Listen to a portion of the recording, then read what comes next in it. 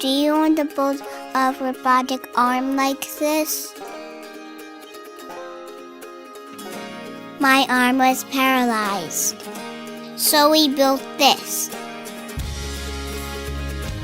With help from people all over the world. Now you can build your own.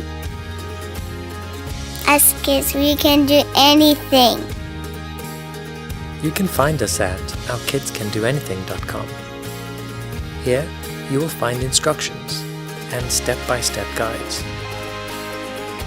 There are still some things we need help with. Check those out here too.